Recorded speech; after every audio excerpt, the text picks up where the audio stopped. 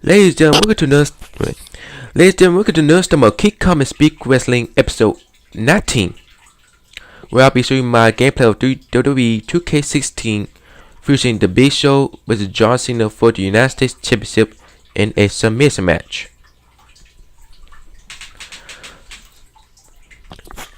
Today's topic I would like to discuss is 5 ways that Cena can improve in 2016.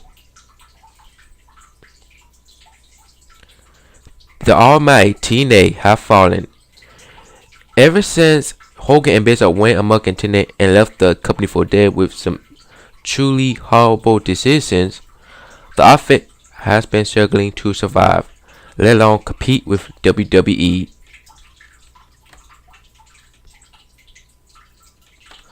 My personal belief is that Ring of Honor has overtaken TNA as the number 2 American wrestling promotion. As someone who enjoyed TNA before Hogan and Baszler came along, think Style vs Joe vs Daniel. It pains me to see the company in this state. Some people feel TNA just died, but I do not agree. I feel it is important that companies like TNA stick around as they help bring something different to what WWE has to offer. I will present 5 ways TNA can improve in 2016 and ensure wrestling has a brighter future. Number 1, ventures.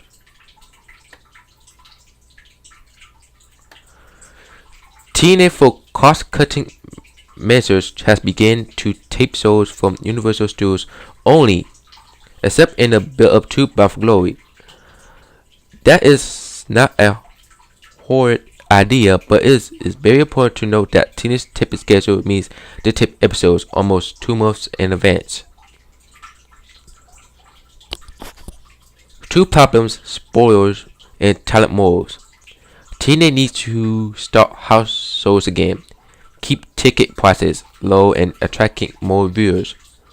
In my humble opinion, TNA must focus on smaller ventures while then resorting to darkening parts of arenas. I also feel that occasionally TNA should have moved from Florida to, say, Nashville for some shows. Perhaps a month's worth in a pay-per-view from the Asylum to keep things fresh. TNA needs to have more foreign tours. Cancellation of their Indian tour was upsetting, as was that of the one in China. But TNA mustn't lose hope. It does better in the UK than in the States. It should explore more such options to be more successful.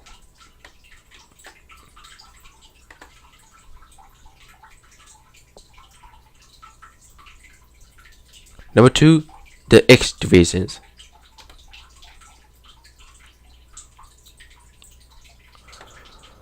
TNA must re-establish the X division in an attempt to restore it to its former glory.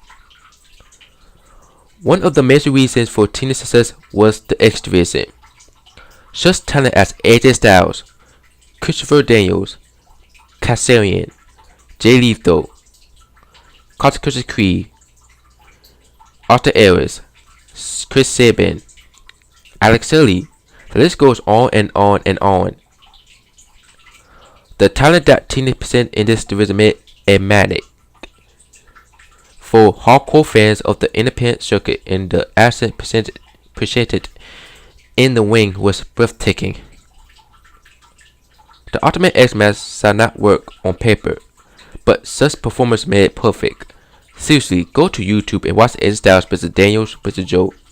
It is one of my favorite, if not my favorite match of all time. Now, TNA has a weak X division with Chris Steve competing in matches. The multi-man matches are fun, but the X division is an afterthought in my opinion. TNA needs to begin scoring the indies for young talents and start building up the X division with rivalries. Chigre Uno probably needs a manager, and DJC more of a character. Let's be honest, TNA needs to sign new talent that is ruling the indies.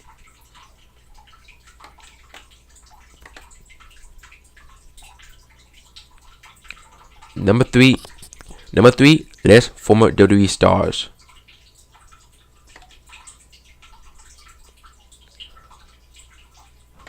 Unfortunately, EC3 has been one of the bright spots on TNA programming. TNA have an obsession with former WWE stars, and they were pushed to the moon at the expense of homegrown talent. While Jeff Hardy, RVD, Kurt Angle, and Bully Ray had singles wins, is TNA cultivated were acceptable. Ones for Kevin Nash, Scott Steiner, and the Nasty Boys were absolutely horrible and buried TNA talents.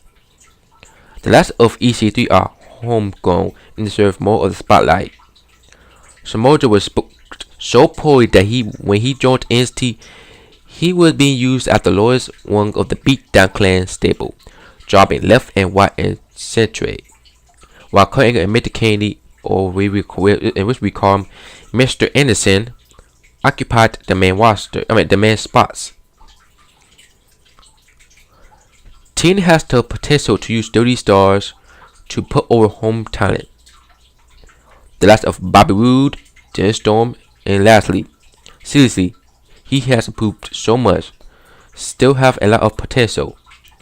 Unfortunately, I feel that Dirty missed the boat on EC3 and Drew Galloway, but TNA is using them well.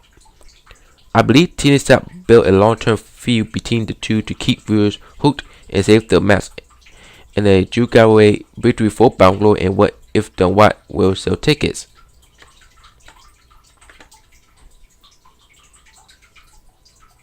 Number 4, foreign talents.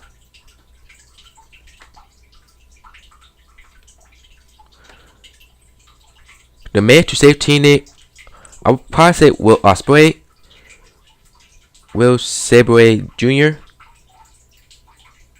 Was foreign talent I can think of. Well, unfortunately, I said the Wolf, because since they are in TNA and they have been 5-time TNA Tag Team Champions, and the Wolf have been serving the tag team divisions. As you know, we know by Jay. Another is in female. Joined with the Dollhouse, have a great equipment match against Gil Kim for the Team Knockout Championship on news occasion. On the verge of becoming a knockout champion for the first time. Saying Jay might break out the Dollhouse, but that's another story. But one of the biggest problems with WWE today is their inability to book foreign characters. Japan, for example, has seen some truly stereotypical and horrible representations. From Kanta to Kenzo Suzuki to Yoshitatsu, WWE has always struggled to book the Japanese. Hopefully, Hideo turns out different. TNA had a working relationship with New Japan Pro Wrestling, but Ring Honor took over from them. They had the potential to sell tickets, but circled because they too circle with foreign talents.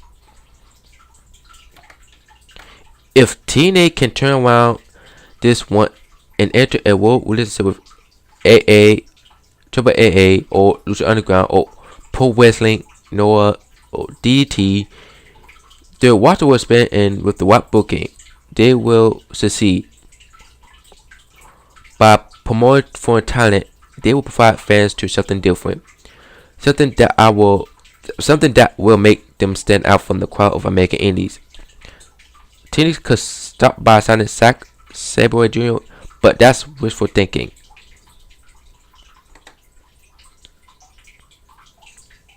Don't fight spill television specials. TV specials like No Surrenders have more emphasis put on them.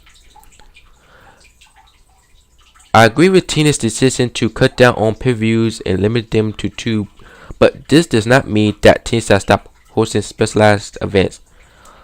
WCW built up Clash of the Champions, and TNA must do the same. Host specials such as Female Mayhem, Hardcore Justice, Destination X, etc. on TV, but give them a couple months build and have solid matches. TNA often invests too much in one angle, which must stop and they start utilize the water fully.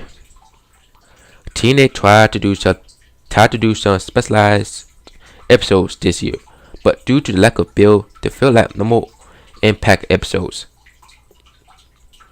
TNA does a few one-night only previews which don't usually have storyline progressions. Since TNA has to fulfill foreign contract obligations, produce more pay-per-views, the staff focus on making these a part of the storylines and using them to again. But over homegrown talents, TNA brings up indies talent for these shows in countries like the UK, since events sell like hotcakes.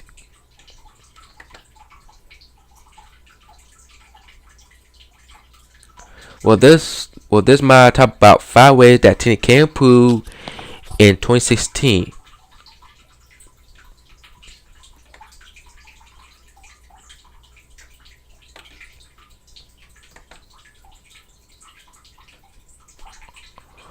Well, this is my topic.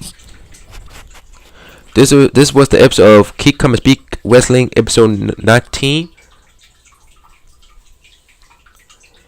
Until next time, I'll continue making new episodes of Keep Come and Speak Wrestling if I have the chance.